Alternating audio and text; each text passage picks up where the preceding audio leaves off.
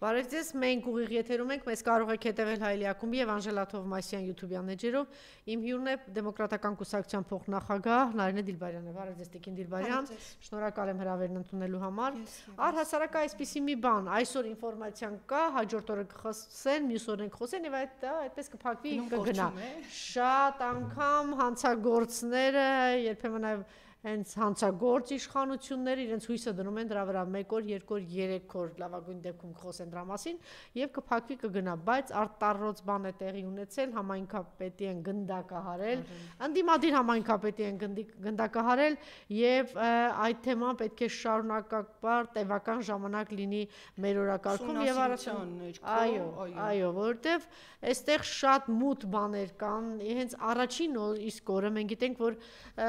սա առաջին դեպքը չէր, որ կառավարության նիստի ժամանակ կամ առհասարակ իր էջում գրառում է անում Նիկոլ Փաշինյանը եւ մի անգամից հանձնարարական է տալիս իրավապահ մարմիններին, որ ահա այս ուղղությամբ կգնանք։ Ենթադրաբար իրենք քննարկում են, ասում են, որ այսպես եւ այնպես ամենաճիշտ ճանապարհը որն է եւ ճիշտ այդպես էլ տեղի ունեցավ, հենց ինքը ի սկզբանե այնտեղ արդեն ակնարկար անձնական ինչ որ հարցեր, վենդետա եւ այլն, բայց եթե անգամ այդ ուղղությամբ իրեն գնացին, ժամանակը ցույց տվեց, որ եւ ինչ որ բաներ ջրի երես դուրս եկան եւ մինչ այդ էլ շատ բաներ པարզ էին, մենք գիտենք, որ ինչպիսի լարվածություն է եղել այդ համայնքում դեռ 1 տարի առաջ, 2 տարի առաջ, ինչպես էր ԿՊ-ն միջամտում բոլոր տեսակի համայնքային ընտրություններին, անգամ այնտեղ թույլ չէին տալիս ավականները ներկայանալ 6 ամիսին, այո, եւ ինչքան չէ, այդ ամենով հանդերձ այս անձը կարողացավ ընդդիմադիր լինելով չհրաժարվել, պայքարել եւ հաղթանակ տոնել, սա նշանակում էր, որ այս անձը իրականում մեծ հեղինակություն է վայելում եւ մեծ վարկանիշ ունի իր համայնքում եւ դա ակնհայտ է, որ այդպես է։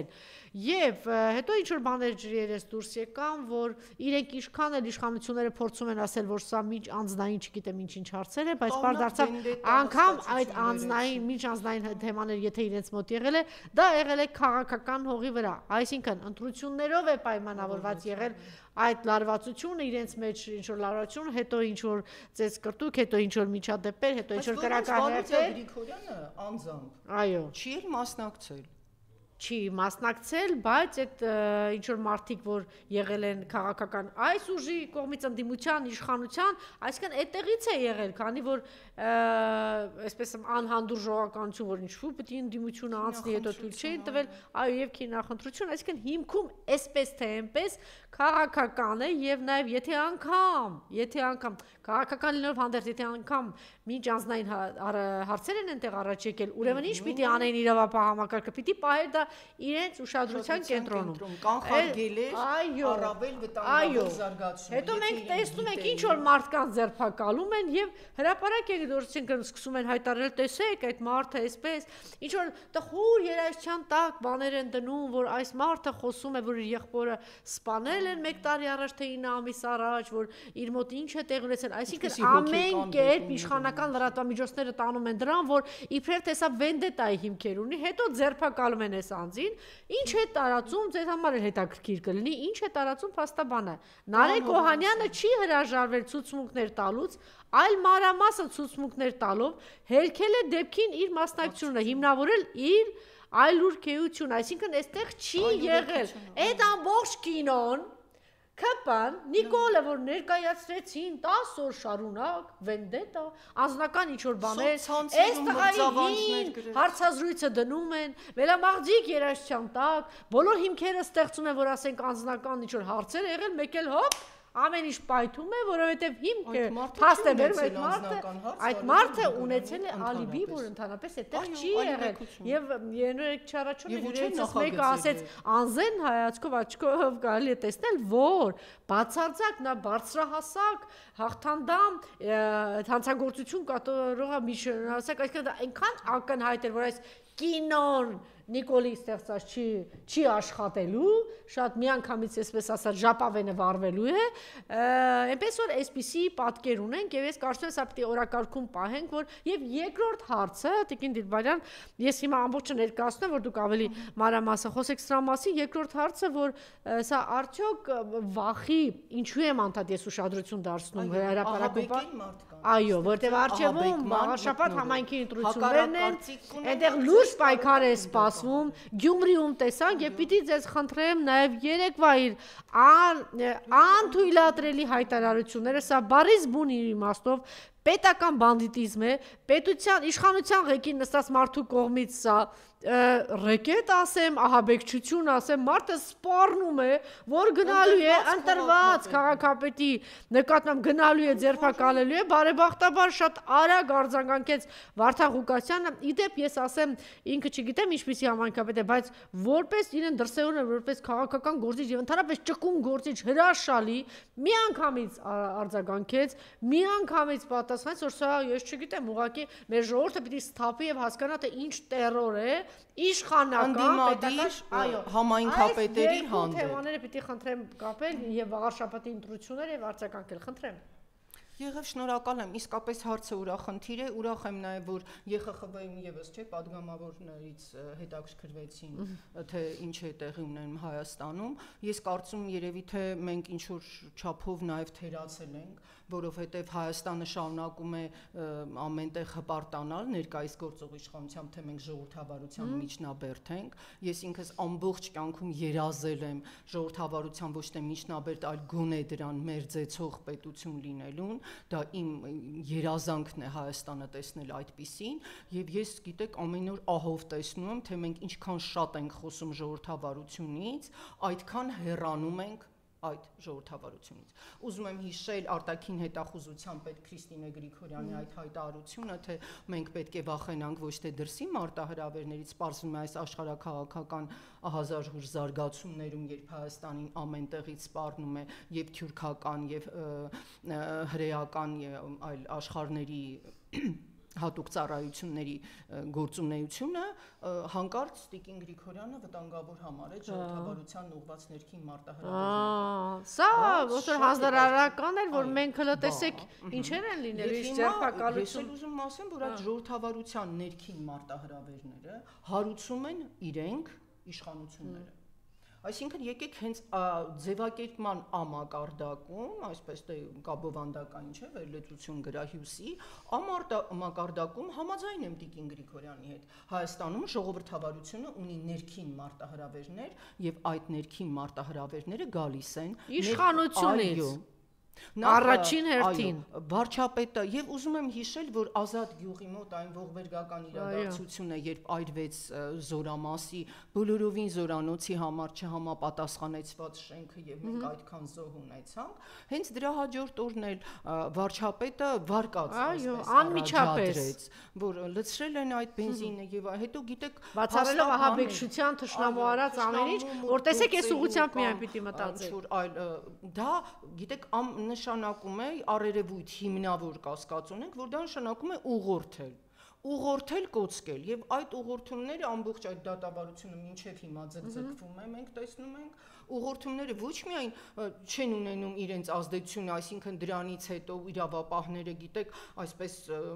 անհապաղ չեն նետվում իրենց պարտականությունը կատարելուն, այլ հակառակը։ Նրանք կարծես ստանում են հրահանգ եւ գնում են այդ ուղղությամբ։ Մտածել միայն այս ուղղությամբ։ Բացառելով համակողմ քննությունը, այսպես ենթադրյալ մեղավորների այլուրեկության, այսինքն նրանց ալիբիների բացահայտումը,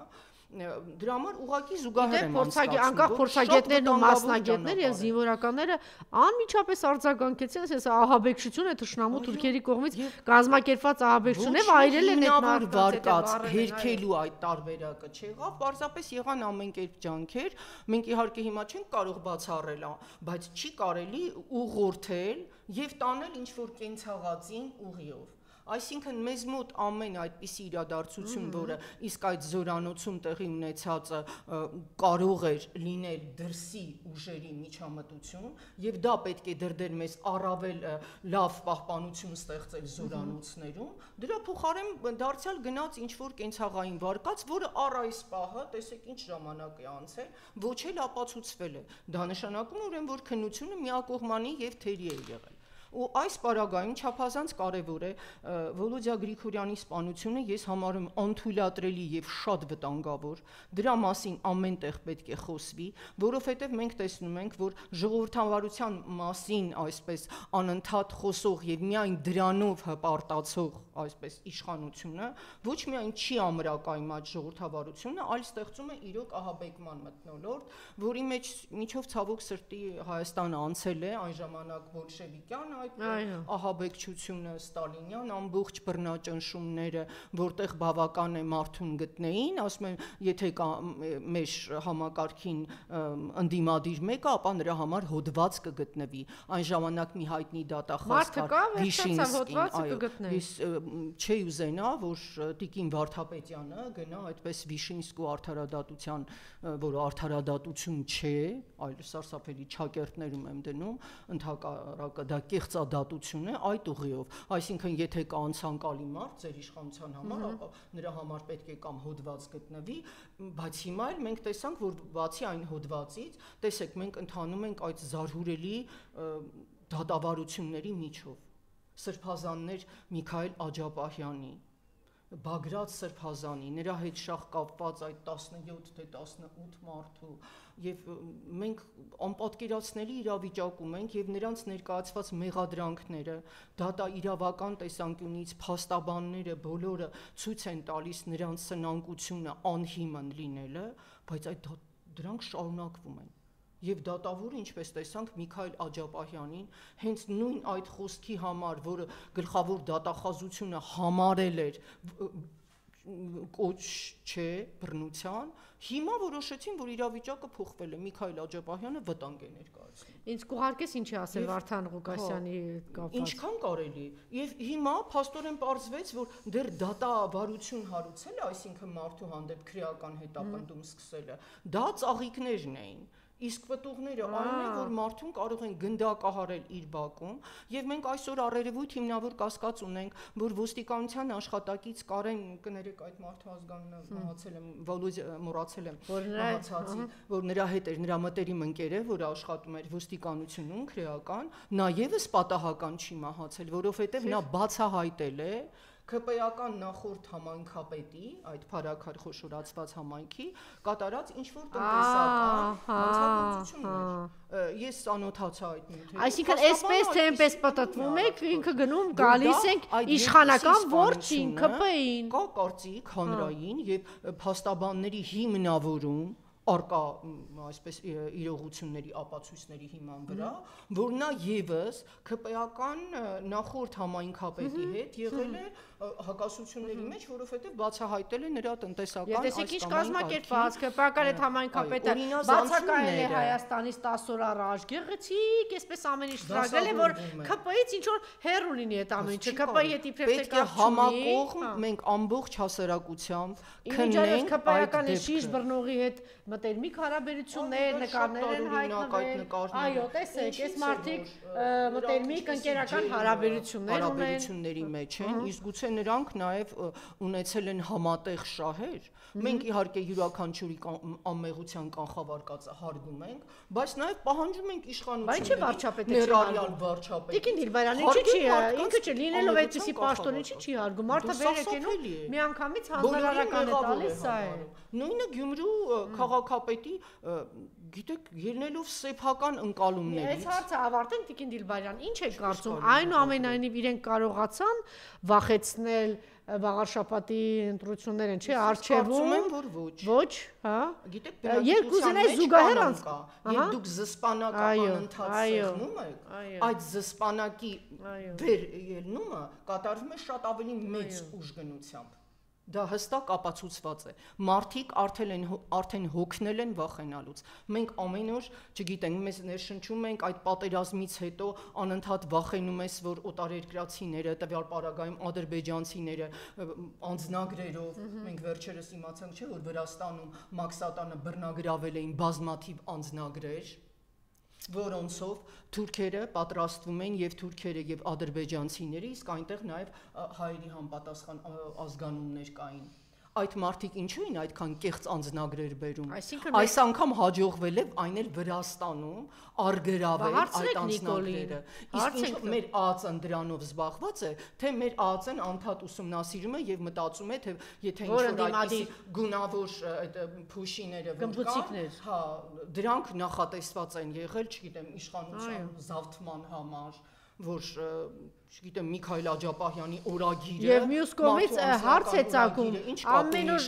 Տիկին Դիլբարյան մենք ամեն օր լսում ենք $1 միլիոն, չգիտեմ Եվրոմիության կողմից 2 միլիոն, չգիտեմ բանից իրավապահ համակարգը կարգավորելու համար տեսեք ոնց ինչ առաջադեմություն եւ մեկ էլ իրենք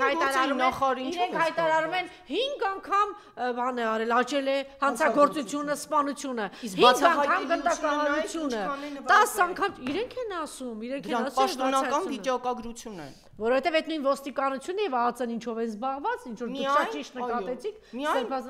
սրբազանների եւ ընդհանրապես ընդդիմադիրներին ճնշելու գործով։ Հանկարծ պարզվում է, որ ընդդիմադիր հայացքներ ունեցող մարդը, չգիտեմ, ինչ որ օրինազանցությունների մեջ է մեղադրվում։ Տեսեք, ազգային ժողով անգամ մտան, երկու падգամավորի, չէ, զրկեցին այսպես անձեռնմխելիությունից, հետո ինչ եղավ այդ գործը։ Աղմուկ են բարձրացնում, մարդկանց ամբաստանում են, երբ հնարավոր է լինում կամ վտանգի աստիճան։ Ես ներողություն եմ խնդրում Նիկոլի հայտարարությունը, սա թող մնա, բայց նաև Նիկոլի հայտարարությունը։ Գնդակահարում են հանկարծ անհասկանալի պայմաններում եւ հետո ամբողջ ցանցերով գիտեք ինչ լալահառաչ նյութեր էին զետեղում, թե վայ խեղճ տղա նամազերը չի կտրել, որովհետեւ սքի մեջ է, նա լուծել է իր վրեժը, իր եղբոր, բայց դա աբսուրդ է, նախ ինչպես կարող է գիտեք բարեպատշաճ մարդը բարեվար լրատվամիջոցով դնում են, բան, ինչ վենդետա, բոլորը ցավում են իր համար, մեկ էլ պարզվում է այդ մարդը դա շուտ է, այո, դա շուտ է։ Ինչպես կարելի է վենդետան արդարացնել ժողովրդավարական պետություն կոչվող այսպես համակարգում։ Դա ծիծաղելի է եւ այդ խեղճ մարդը դարձավ զոհ, նա երկու անգամ չէ կարծես դիմել էր վարչապետին եւ փաստորեն դիմել էր վարչապետին, որովհետեւ ըստ ամենայնի զգում էր, որ ամեն ինչ գնում է շատ ավելի վատ ուղղությամբ։ Այսինքն իրենց ուզում էին օգտագործել Վոլոդյա Գրիգորյանի եւ նրա ընկերոջը։ Եվ եթե մենք Տիկին Դիլբարյան դրա մասին չխոսենք, հիմա ուզում ենք մի 10 օր էլ չխոսենք, դե ինչա պատահ մարդը կար, մարդը չկա։ Վերջացավ, ավարտվեց, կգտնեն, մարդը գնդակահարվեց, վերջացավ, սուքեր, արավ անցավ գնաց։ Իսկ դուք պատկերացնում եք, եթե դա լիներ հանկարծ ԿՊԱ-ական համայնքապետ։ Ինչ էր արել Նիկոլը, հիմա մի 100 հոգու ձերբակալել էր անդիմադիրների։ Մեր ժողովրդավարության բաստիոնի դեմ բան է սա, ընդվզում է։ Պետք է հետևողական Հայաստանի Հանրապետության քաղաքացիները եւ մենք որպես քաղաքացի հետամուտ լինենք, որ նախ հանիրավի ամբաստանվող մարդը, որին վարկաբեկեցին այդ վենդետայի մասին լալահառաչ տեսություններով, հանկարծ պաշտպանվի։ Նա հստակ ցուցմունքներ է տվել եւ փաստաբան Վահան Հովհաննիսյանը այդ ամբողջը ամրագրել է։ Այդ մարդը ուզում էր բացահայտում գործի։ Իսկ դրա փոխարեն կատարվեց նոր ավելի սարսափելի հանցագործություն, 4 երեխաների հայր համայնքում, խոշորացված համայնքում հարգված հեղինակություն եւ իր սկզբունքների համար կանգնած մարդ եւ հանկարծ պատահականորեն գիտեք, պարզվում է, որ նման վենդետաների կեղծ զոհ դառնում են, չգիտես ինչու, միայն ընդդիմադիր գործիչները։ Մենք մի օրի դա իջնիածնից առաջ, այո, ահաբեկման փորձեր, որ տեսեք դուք մի առաջադրվեք, որովհետև Էջմիածնում դեռ ավարտված չի, չէ՞ այդ առաջադրումների գործընթացը, որովհետև հանկարծ կարող է պարզվի, որ ձեր բարեկամը, չգիտեմ, ինչ որ մեկի նա ասել էր քո աչքի վերևում հոնք կա կամ ինչ որտեղ կրակել էր, հետո կգան ձեր տան դիմաց, որտեղ պատկերացնում եք երեխաներն էին, կինը, ամբողջ ընտանիքը, ձեզ կարող են գնդակահարել այդպիսի վայրագությամբ։ Տեսեք, նաև Նիկոլը, քանի որ անհավասարակշիռ անձ է եւ հոգեկան չգիտեմ ինչ որ հարցեր, թե անզուստ, այսպես ասեմ, եթե ավելի կոռեկտ փորձեմ, անզուստ մարդ է եւ իր պորտկումներն էլ պատահական չեն։ Եվ ինչ է տեղի ունենում 3 ազգային ժողովում Իսա ինչու համար եմ ասում Տիկին Դիլբարյան ու խնդրում եմ նաև ձեր ուշադրությունը, այսինքն ինքը չի մարսել Գյումրին, ինքը չի մարսել, այս դեպքերն էլ եղել են, ոնց որ էս էլ չեն մարսում, իրենց թվում են, ահա, ծածկա դմփոցի կանեն, անձնական հողի վրա սա տեղի ունեցել, տեսնում են չէ, քաղաքապետին անդրադառնում։ Չէ, բացարձակ չկար, բայց ինչ է, սա նշանակում է, որ մենք նաև ճիշտ ենք կռահում, որ իր անզուսպես անհավասարակշիռ հիստերիկ վիճակը գալիս է նրանից, որ ինքը վախ ունի, որ վաղար շաբաթի ընտրություններում համայնքի կարող է կրկնվել, եւ ինքը ինչ անում է ժողովուրդը, իսկ դա ինչ սցենար է, ժողովուրդը կընտրի նրան ու ինքը համակրում է, ինչ է հայտարարել, խնդրում եմ ձեր ուշադրությունը։ Վստահ եմ, որ դուք ծանոթ եք, ուղղակի մեր հետևորդներն էլ ծանոթանան։ Ինչ է ասում 3 Նիկոլը, սա խնդրում եմ ուշադրություն, ինքը չի մարսել Գյումրին եւ ինքը վախ ունի վաղար շաբաթի համար։ Հա, ինքնիշխանության դեմ հայտարարություններ անողներին պետք է ուղղակի դուրս շպրտել քաղաքական հանրային դաշտից, հայտարարել է Փաշինյանը, արձագանքելով Գյումրու քաղաքապետ Վարդան Ղուկասյանի հայտարարությունը, որ կոպիտ էր արտահայտել ՌԴ հետ միութենական պետության դեմ արտահայտող մարդկանց մասին։ Բայց ինչ է ասել, մարդը ասում է, եթե դու բազան հանում ես ռուսական, 1 ժամ հետո մտնում են այստեղ թուրքերը, դուք կասկածում եք, որ եթե բազան չլինի թուրքերը մտնելու են, ձեր գեղեցիկ աչքերին են նայելու, այդ Թուրքիան տարածք չեն մտել ադրբեջանցիները, ես հարց եմ ուղղում, ջերմուկի բարձուկներ չեն վերցրել, թշնամ հակառակորդին, անգամ խուսափեմ թշնամի բառը, չնայած ինչու, թշնամի հակառակորդին դուրս են շպրտում հանրային քաղաքական գործիչներ։ Լավ ասեցիք։ Իսկ դա որտեղ մնաց տրամաբանությունը եւ ընդհանրապես ժողովրդավարությունը, որևէ ժողովրդավար երկրի վարչապետ առաջարկում է դուրս շպրտել օրինական ընտրված որևէ քաղաքապետի, որը հակաօրինական հայտարարություն չի արել։ Ուրեմն եթե անգամ աներ է Այդ հայտարարությունը կա իրավական գործընթաց։ Այդ գիտեք բառապաշարը, մարդկանց դուրս շպրտել, վնգստացել։ Փողոցային էլի, կտանեմ կփոխեմ բոլորի տածը, նկուղներ, կծեփեմ, կփռեմ։ Մեկը կար չէ, որ ընդօրինակում էր այն Արթուր Հովհաննիսյանը, որը մատ էր կտրում, լեզու էր կտրում, հետո ելել տուն ունեցող մարդկանց, որոնք իրենց աշխատանքով մեղահաստված տուն էին ընդունել, նրանց այդպիսի վիրավորանքեր ներկայացնում ինչ-որ։ Ուրեմն իրան ասում են մենք պետք է բացառենք այդ խոսույթը։ Տիկին Դիլբարյան, ուրեմն թուրքական մեծ դաշինքի մեջ մեզ տանում է, իսկ այդ դաշինքը մենք գիտենք ինչ է դաշինքը, բա քեզ պիտի առաջինը պատասխանատվի, այո։ Մենք չպիտի դուրս շպրտենք մեր հանրային քաղաքական կյանքից այն մարդկանց, որոնք 15 թվականի եւ դրա շարունակություն Արցախի, այո, Արցախի ցեղասպանությունը ուրանում են, մենք այդ մարդկանց պետք է դուրս շպրտենք, որ իմանանք, այդ ամբողջ դրա մասին չեն խոսում, թշնամին եկել մեր ինքնիշխան տարածքում նստել է, բռնազավթել ամբողջ Արցախը Եվ նրանց այդ մեղավորներին, կատարողներին, հրահրողներին դուրս շպրտելու փոխարեն մենք պետք է ում դուրս շպրտենք։ Բայց ինչ է ասել Վարդան Ղուկասյանը սխալ, ասում է, եթե դու բազան, մեր դաշնակցի բազան հանում է, այո, պայմանագրով։ Դա բացարձակ օրինական ընկերներ, ռազմական բազա է եւ տարբեր պետություններում մեկ այլ խոշոր այսպես աշխարհաքաղաքական դաշնակից պետություններ ունեն իրենց ռազմական հենակետերը։ Այդտեղ ինչ հակա օրինական բան Ուրեմն ինքը ցեղասպան պետության հետ սահմանապատրաստ բացելու, տարածքա տալիս, միջանցքա նվիրաբերում, Հայաստանի կորցրած տարածք Գորիս կապանճակատեն ճանապարհը թշնամուն հանձնողին չենք դուրս շպրտելու այստեղից։ Որ թղթերի հիման վրային Գորիս կապանճակատեն ճանապարհը հանձնել։ Դա պետք է բացահայտվի։ 1040 կիլոմետր հանձնողին եւ դրա մասողին չհիշող չբարձրաձայնող Ալիևի հետ գնում հանդիպման Էրդողանի հետ մարդուն դուրս են շփորտում թե ոչ բայց այս մարդն ասում է Սրբազան լեռը ինչ կապ ունի որ հիմա Թուրքիան այն բռնազավթել է եւ իր տարածքում է եւ ընդհանրապես դա ինչ խոսույթ է ընկերներ ամեն զինանշանի եւ դրոշի վրա կարող է լինել քո սրբությունը եւ նրա աշխարհագրական տեղակայումը ոչ մի նշանակություն չունի Դոս անգամ ասվել է, ոմանք չգիտեմ, կիսալուսին են նախընտրում, այո, Եվրամիության աստղերը, հա, կամ Եվրամիության աստղերը։ Դա խորհրդանիշ է, որ ամեն ժողովուրդների միավորում ինքը իր համար ընտրում է։ Արարատ լեռը, որ բիբլիական լեռ է, ինչ է, նա թուրքական է, ծիծաղելի է, չէ՞։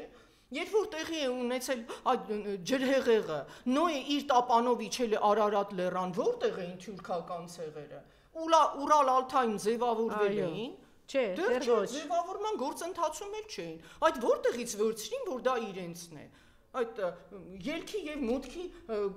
դրոշմակնիքից հանեցին, ինչ իրավունք ունեն իրենք։ Զրկել մեծ սրբություններից ասելով, որ թե դա այս տարածքում։ Ինչ գիտեք, ինչ Իսրայել պետությունը մինչև ձևավորվեց, նրանք ամբողջ օրը Սիոնի մասին էին խոսում։ Եվ այդ Սիոն լեռն էր, որ դարձավ այն հզոր Իսրայելի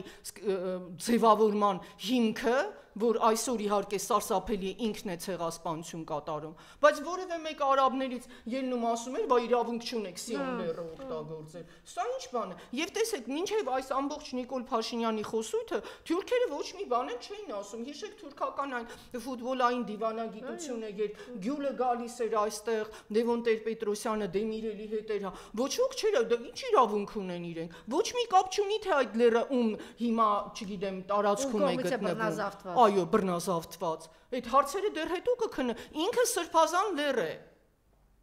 Նա ունի պատմություն աշխարհագրական տեղակայում, եւ պետական ինչ-որ կազմավորման հետ դա որևէ կապ չունի։ Գիտեք, ամբողջ աշխարհը խոսում է Կոստանդնոպոլսի պատմության մասին, մեծ հռոմեական կայսրության մասին։ Հա ինչ, թուրքերը այն բռնազավթել են, հիմա ինքը Իստանբուլ է։ Դա ինչ կապ ուներ, մարդիկ Կոստանդնոպոլսի մասին չխոսեն, առանց այն էլ վերցրին Այա Սոֆիա դարձրին։ Այո։ Պատմությունը չի կարելի աղավաղել եւ ընդհանրապես դա ինչ բառապար մենք իրավունք չունենք որևէ մեկին դուրս շպրտելու բացի այդ անկախ ամեն ինչից Վարդան Ղուկասյանը ընտրվել է քաղաքապետ օրինական ընտրություններում եւ նրա աշխատանքից ռեալ իր աշխատանքից որևէ ես խնդրում եմ արձագանքեք ինքը արձագանքել է խնդրում եմ մեկնաբանեք ես չեմ Վարդան Ղուկասյանն է պատասխանել ես չեմ իշնի նրանց մակարդակի շպրտվի բառին համահունչ չեմ պատասխանել դե տեսնում եք ինչ ասենք այսինքն օրենքի շրջանակում է չեմ պատասխանել բայց նրանց մեկ առ մեկ կարող են պատասխանել այս մասին լրագրողների հետ զրույցում ասել է Գյումրու քաղաքապետ Վարդան Ղուկասյանը արձագանքելով Նիկոլ Փաշինյանին եթե վարչապետը 6 անգամ քաղաքապետ ընտրված, 2 անգամ ԱԺ պատգամավոր ընտրված մարդուն ասում է պետք է դուրս շպրտվի, ուղղակի հայ ժողովրդին ուզում եմ ասել, տեսեք թե մենք ում ենք ընտրել վարչապետ շատ ճիշտ է ասում եւ իբրև շարունակություն եւ նոր ընտրությունների նախորդին Նիկոլ Փաշինյանը այդ ինչ բարույթով է հանդիսանում մեր իշխանություններին քո իշխանությունները զորով զորբայությամբ ընտրված իսկ այս մարդը հիմա ամբողջ օրը մեղադրում էին սկսած Լևոն Տեր-Պետրոսյանից մնացած բոլորին որ դուք այսինչ ընտրություններով եկեք իսկ դուք ինչ բառապաշարով եք եկել նոր ընտրությունների նախորդին մարդկանց եք խոսում ընտրված մարդու իշխանության ներկայացուցիչ չէ դու ինչպես ես խոսում դու դրա հետ համաձայն չես դա ոչ մի կապ չունի ժողովրդավարության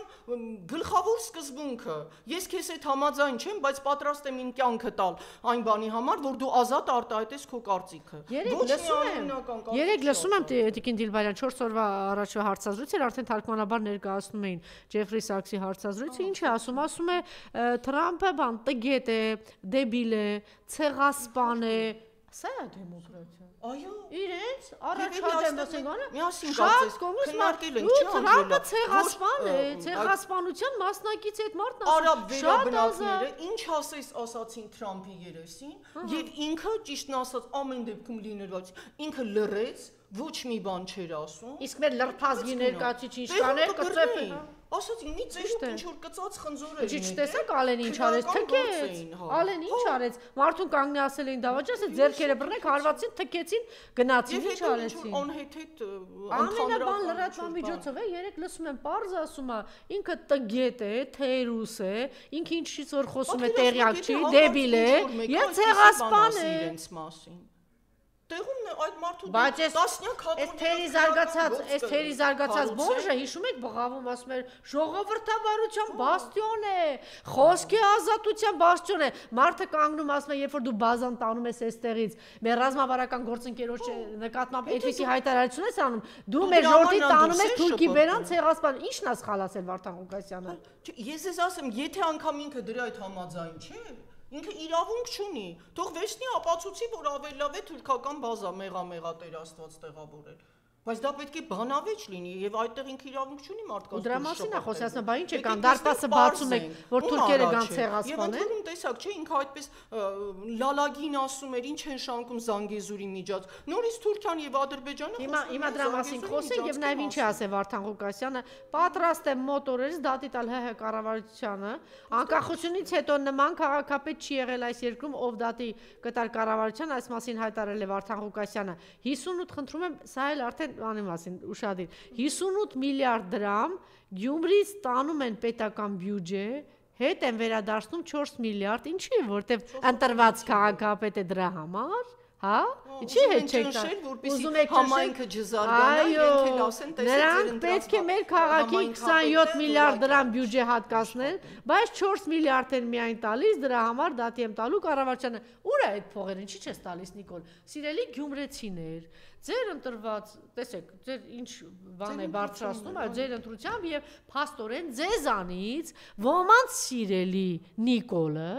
չի տալիս էր գումարները, սա ինչ է կոչում թալան, խարդախություն, ժուլիկություն, ավանտյուրա եւ տանում է ուրիշ տեղ է ճանապարհով լուծել բոլոր հարցերը։ Բայց այս անարխիայի պայմաններում Տիկին Դիլբարյան։ Չի հասկանում, բայց մենք մեկ է չպետք է թույլ տանք լրիվ արժեզրկել ինստիտուտները։ Այս իրավիճակում ամենաշատը իմ սիրտը ցավում է,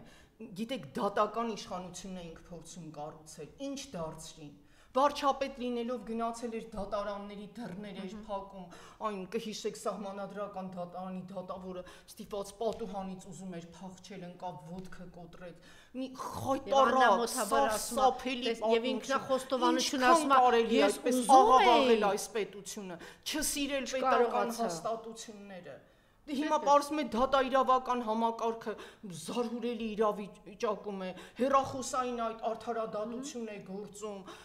դատավորին նայում ես Միքայել Սրբազյանի կամ մյուսների դատին, նստած ոչ է լսում է, նայում է պատին, դու այնպիսի անհաղորդ հայացքով են նստած եւ զգում ես, որ այդ մարդը ինչ որ մտածում է, թե երբ արագ ավարտի, որովհետեւ ինքը արդեն իր գզրոցում ինչ է, ունի պատրաստի, հա, երևի չգիտեմ, WhatsApp-ով է հիմա այդպես հումորով ասում են, թե իրական է, չես էլ հասկանում դա ճիշտ է թե սուտ, ինչքան կարելի է այդպես է։ Այն դատավորները, որոնք վճիռներ էին կայացնում հոգուտ ընդդիմադիր հայացք ունեցողների, հանկարծ BDԽ-ն այսպես ասած, այո, նորից այնտեղ իշխանափոխություն արեցին, բերեցին իրենց հաճո մարդկանց, քանի որ խորհրդանում իրենք մեծամասնություն են կազմում, ում ուզում են նրանց են ընտրում։ Ինչքան կարելի է այդպես։ Նույնը հակակոռուպցիոնում։ Մենք ի վերջո, որովհետև ես ձեզ ասեմ, հենց 18 թվականին խոստացված այդ լուստրացիան տեղի չունեցավ եւ չբացահայտվեցին թե ովքեր են։ Ինչը բացահայտվել հետո հանկարծ պարզվել որ ԿՊ-ի բոլոր անդամները Թուրքիայի գործակալներ են, թուրքեր են, այդպես։ Հասկանում եք, արդարադատության եւ լյուստրացիայի, ազնվության հայրենիքը, պետությունը, ինքնիշխանությունը ինչքան կարելի է ոտնահարել։ Փոխանակ դուրս անենք թշնամիները մեր տարածքում է, դուրս անենք մեր երկրի քաղաքացիներին, հա։ Մի հատ ինչ որ տիկին է հայտնվել, Բուշքույր, Հռիփսիմե Հունանյան։ Խնդրեմ, էլի մի հատ, եթե դժվար չի, չէ, նայեք, էլի Տիկին Դիլբարյան։ Ահա։ Տեսակ, ինչ էլ երջանիկին է։ Տեսակ ոճը բան, հետաքի, այո։ Ազատություն է։ Երանին նրանց։ Տիկինը երեք ասեց, իսկ ով ասեց, որ պարտադիր է բարձրագույն կրթությունը։ Մարդը հանձնաժողովի նախագահ, սիրելի հետևորդներ, դա նախարարից բարձր խորհրդանական պետության մեջ, այո, նախարարից բարձր Բուշքույրը, սիրելիներս, հիմա կորոշի առողջապահական համակարգի ողջ, այսպես ասած, անցուդարձ, այո, սոցիալական, լավ եք սիրելիներս, լավ եք, որ ասում եք փողոցից եկած, եւ կրթության մասին, որ ասում բացարձակ պարտադիր չի։ Քինի հակասությունները ներքին։ Չէ՞ որ Աննա Հակոբյանը սկսել է կրթությունը նորաձև է, ճիշտ է, շատ տարօրինակ մենք խոսեցինք դրա մասին, որ կրթությունը նորաձև չէ, ինքը պարտադիր է, բայց գուցե դրա համար էին ընտրել նորաձև բառը, որ ասեն կրթությունը պարտադիր չէ։ Ինչպես կարելի է այդպես արժեզրկել իրոք հաստատությունները, այն հաստատությունները, որ այդպիսի երազանքով առաջին հանրապետությունից սկսած ստեղծվել են, կամ դա ինչ անթույլատրելի ոճ է, ես 4-րդ հանրապետություն։ Դու ինչ իրավունք, նախ չկա 4-րդ, ընկերներ, չկա 2-րդ, 3-րդ, այդպիսի բան չկա։ Ստեղծվել է Հայաստանի Հանրապետությունը, դա առաջինն էր եւ միակն էր ու վերջնականն ու հավերժականը։ Այստեղ մաթե մեկը կործանեցիր, հիմա կործանողները ինչ պիտի ստեղծեն։ Եվ այդ դժվարությամբ ստեղծված դատաիրավական համակարգ, խորհրդարան, ինչպես էինք հպարտանում մեր գերագույն խորհրդով, որ հանձնաժողովներ ունեինք, մտանք ԵԽԽՎ, աշխատում էինք այնտեղ, մեր երկրի պետության ղեկավարները գնում էին ԵԱՀԿ, ՄԱԿ, որ պաշտպանեին Հայաստանի տարածքային ամբողջականությունը, Արցախի ժողովրդի ինքնորոշվելու իրավունքը միջազգային օրենքի հիման վրա եւ դրա շնորհիվ չկա ՄԱԿ-ի անգամ մեկ բանաձև, որտեղ ինքնահռչակված Հայաստանի Արցախի հանրապետությունը համարվեր ապօրինի, հիմա մեր երկրի ղեկավարը գնում է այնտեղ, որպեսզի բացարձակապես այդ խնդիրների չխոսի կամ դեռ հակառակը, ինչպես ԵԽԽՎ-ի մասի, որ պետք չի արցախցիները վերադառնան, դա չգիտեմ վտանգավոր է, նրանք պետք է Հայաստանում ապրեն, իսկ գերիների վերաբերյալ էլ օգտագործում է մի տարօրինակ բառ, ինչ որ հասցեագրման Խնդրեմ, հիմա գանք ՄԱԿ-ի Ալիևի հայտարարությունները, միակ զարմանքը միջանցքն է, չէ՞։ Ասենց վերջացավ, արդեն խաղաղություն կհաստատվի։ Դե գերեզմանոցում էլ է խաղաղություն տիրում։ Ալիևը չէ, տեսանք ինչ խաղաղության մասին մարդը ասեց, որ ահաբեկի չեք, Հայաստանի Հանրապետության ահաբեկչությամբ, որ հավիրել է մեր տները, որ հարձակվել են մեզ վրա, որ միջը, այսինքն ինչ ասեց, միջև վերջին հայը, միջև Հայաստանի վերջին քարը,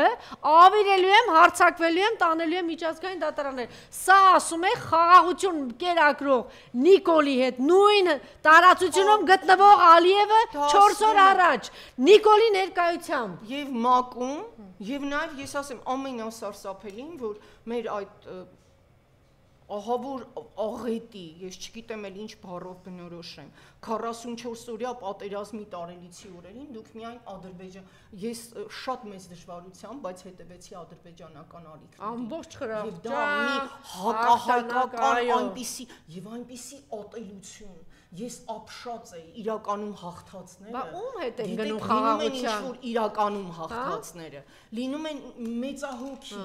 լռում են։ Ես անգամ երբ ֆաշիստական Գերմանիային եւ ֆաշիստական այդ կոալիցիայի պետություններին հաղթած, չգիտեմ, ԽՍՀՄ,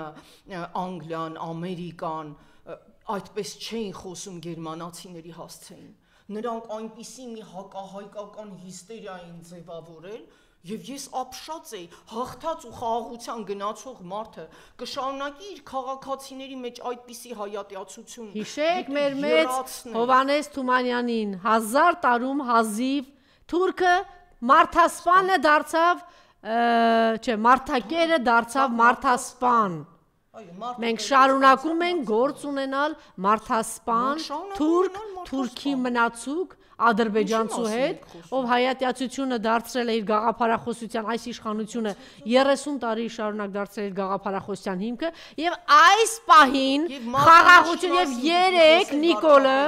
3 էլ այսօր էլ հրանցնում է խաղաղություն թեզը եւ ինչ ես չգիտեմ, ես այդ այլանդակությանն եմ ուզում անդրադառնալ, բայց նաև այս խոսքերին Գեգամ Նազարյանը, ես անցած շաբաթ ասեցի, միշտ խուսափել եմ խոսել, միշտ, որտեղ ինքը տվել է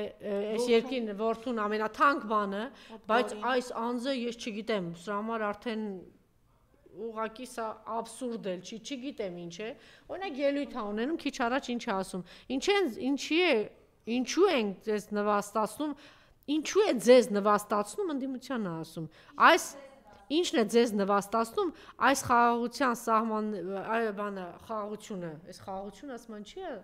Խաղաղություն կա, ինքը տեսել է խաղաղությունը։ Ադրբեջանի Ալիևի խոսքի մեջ ինքը տեսավ, այդ հայատյացության մեջ տեսավ, ջերմուկում հաստատված կանանց մեջ տեսավ, գլխատված երեխաների մեջ տեսել է, գլխատված ծերերի մեջ ինքը այդ խաղաղությունը տեսել է, ադրբեջանցիների խոսույթում տեսնում է, ադրբեջանցիների միջոցառման 3 առաջ օրը հայատյացություն եւ նորից ստորացում տեսել է, գերիների խոշտանգան մեջ տեսել է, Գեգամ դու տեսնում ես դա։ Որևէ մեկին վերադարձրել է, որ ինքը հանգիստ է եւ դեռ հարց ես տեսնում եմ, որ սահմանին տուն են կառուցում, աննամոթ,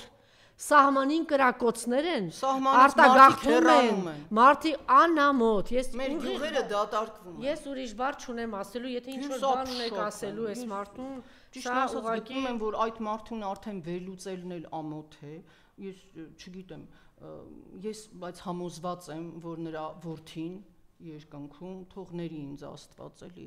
համաձայն չէ իր հոր հետ եւ նույնքան զարմացած ու ապշահար է, որքան մենք։ Մենք իհարկե ձեռնպահ կլինենք, կամ ես ձեռնպահ եմ մնում որևէ մեկին վիրավորելուց, բայց համոզված եմ, որ Աբգարը երկնքում զարմացած է այդ հարցից։ Եվ ոչ միայն եւ այն 10,000 զոհերը, գիտեք, 12,000 հաշվում Հայաստանում չի ուզում խաղաղություն։ Ինչ սրիկայություն, չի ասենք, ինչ մանիպուլյացիա։ Չէ, ոնց ինչպես կարող է հայ ժողովրդի այդքան պատերազմ, ցեղասպանություններ տեսած որևէ ներկայացուցիչ չուզենա խաղաղություն։ Եվ Տիկին Դիլբարյան, պատմություն իմացող մարդը գիտի, որ որևէ պատերազմ չի սկսել եւ հրարել հայ ժողովուրդը։ Պատմականորեն ինք համարվում է ամենախաղաղասեր ժողովուրդը։ Ավելի անպաշտպան բարոյական չափանիշներով, այ քրիստոնեական արժեքներով առաջնորդվող մարդ եւ մեզ ասում ինչն է ձեզ նսեմացնում։ Մենք անընդհատ հիշում ենք այդ պատերազմի հիման վրա խաղաղություն պարտադրող Իսրայելի վարչապետներից Գոլդա Մեիրի խոսքերը, որ քեզ սպանելու եկած մարդու հետ խաղաղություն չեն հաստատում։ Իսկ այս ամբողջ ընթացքը ցույց է տալիս, որ Ադրբեջանում ամեն օր շարունակում են մտովի մարդկանց դաստիարակել եւ ավերելու Հայաստանը, հայ ժողովրդին ավերելու եւ հային սպանելու գաղափարաբանությամբ։ Իմ անկեղծ համոզմամբ ՄԱԿ-ի բարձր ամբիոնից պետք է կոչ արվեր, ոչ միայն լալա հառաջ ինչ միջանցք այդպես չենք պայմանավորվել, ինչ պայմանավորվել։ Այնտեղ պիտի խոսվեր, որ հայատյացությունը շարունակում է մնալ Ադրբեջանի հիմնական պետական գաղափարախոսությունը եւ առանց գերիների վերադարձ։ Եվ ես հիշեցնեմ, Ադրբեջանը միացավ Թրամփի այդ նախաձեռնությանը Գազայի հովտում, Համասի, Գազայի եւ Պաղեստինցիների։ Այո, առաջինը Ադրբեջանը դուք պատկերացնում եք Փարիսեցիություն։ Ինքը խաղաղության եւ հրադադարի հասնելու հիմնական պայման համարում էր բոլոր գերիներին, պատանդներին վերադարձնելու հարցը։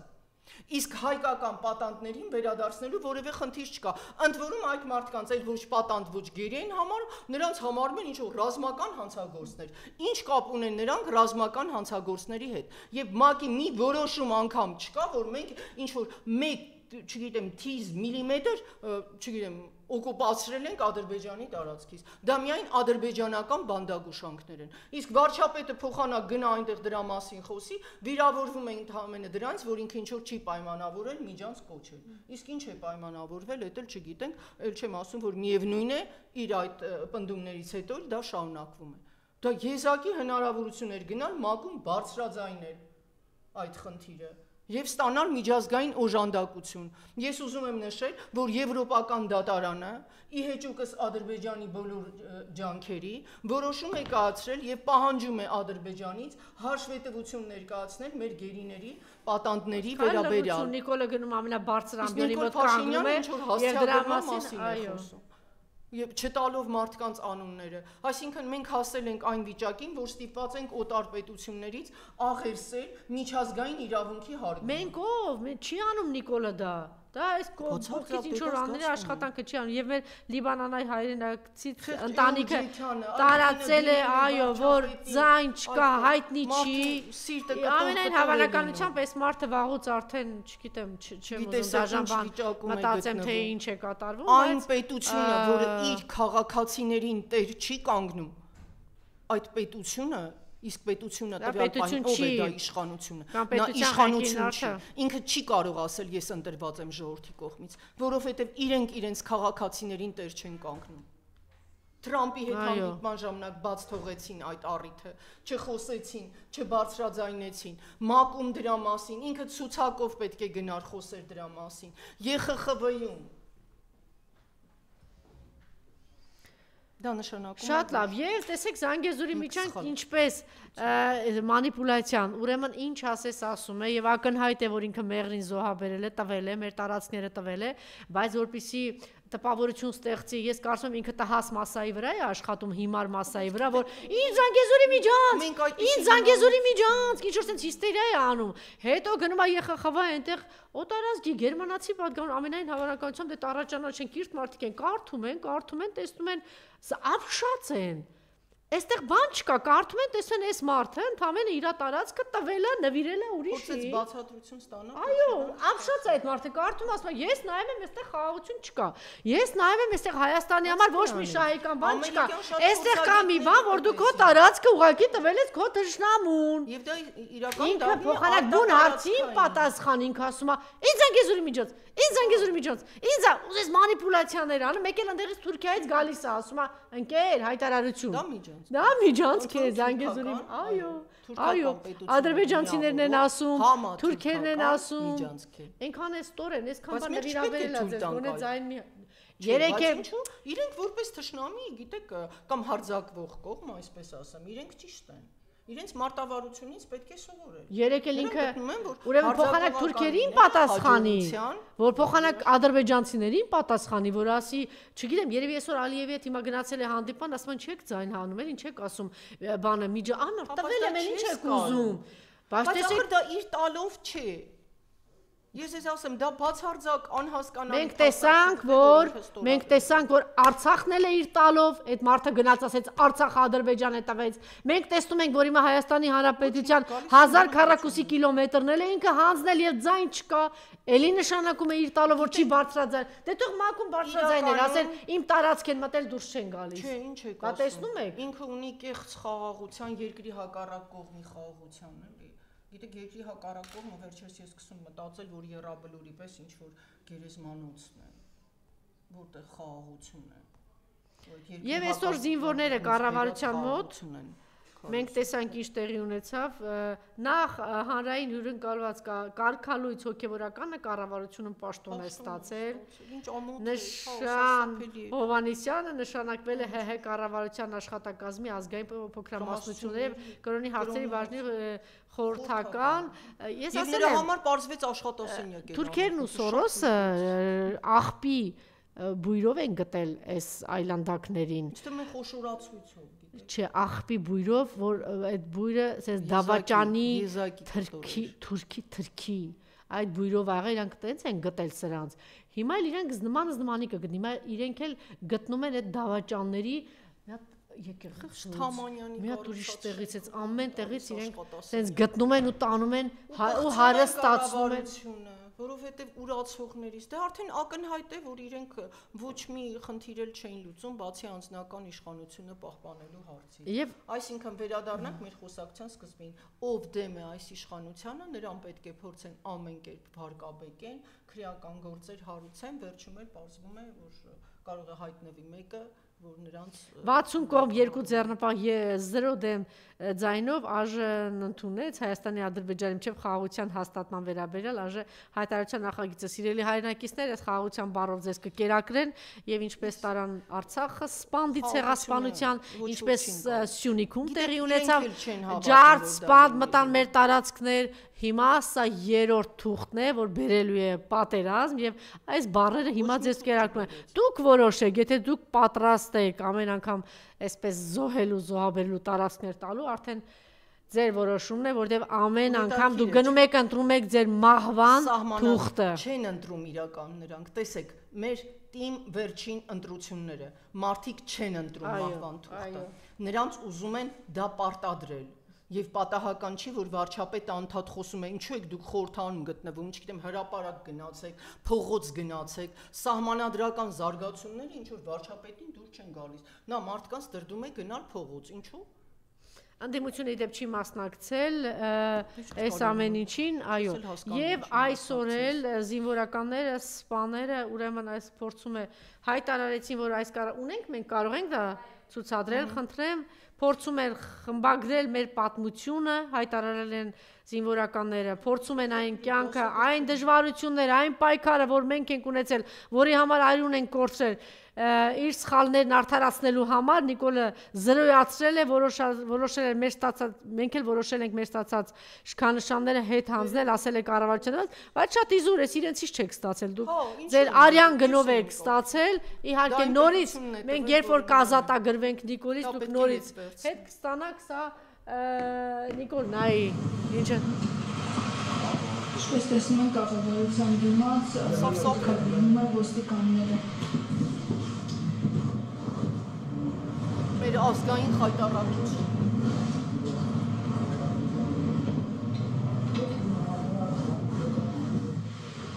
Ծառայության ժամանակ եմ ստացել եւ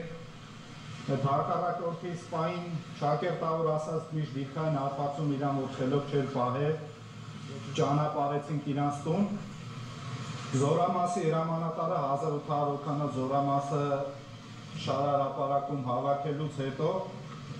հպարտության խոսքեր ասեց, որոնք ես չեմ մոռանում ու